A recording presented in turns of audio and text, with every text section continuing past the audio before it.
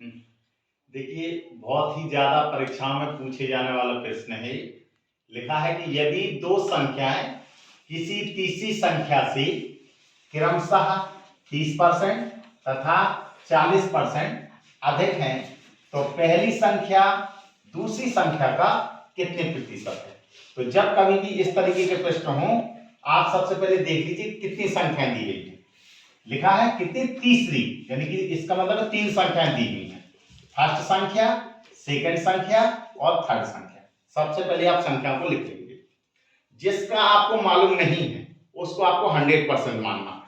तो इसमें क्या लिखा है, यदि दो संख्याएं किसी तीसरी संख्या से क्रमशः 30% और 40% अधिक है, इसका मतलब है तीसरी आपको पता ही नहीं। तो जो पता ना हो उसको बेटा आपको 100% मानना है। जो मालूम ना हो उसको कितना मानना है, 100%। अधिक के लिए जोड़ना है और कम के लिए घटाना है।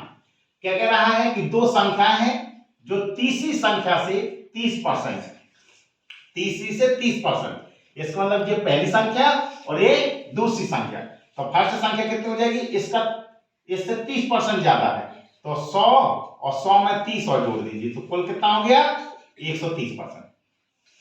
दूसरा कितना अधिक है, 40%। तो आप क्या करोगे, 100 में कितना जोड़ना है, 40, तो कुल कितना हो गया, 140%। ये आपके परसेंटेज निकल आए। अब आपसे कब पूछा गया है, तो पहली संख्या दूसरी संख्या का कितने प्रतिशत है। पहली संख्या दूसरी संख्या का जब कभी भी ऐसा पूछा जाए तो आपको क्या करना है कि किन किन का पूछा गया है, सिर्फ पहला और दूसरे का पूछा गया, पहला और दूसरे का। आपसे क्या कहा गया, पहली संख्या दूसरी का जिसका आपको प्रतिशत निकालना हो तो आपको क्या करना है, क्या करना कि पहली संख्या का निकालना है तो जिसका निकालना उसको ऊपर लिख देना। पहली संख्या कितनी देगी, 130, बटे का निशान लगाएंगे।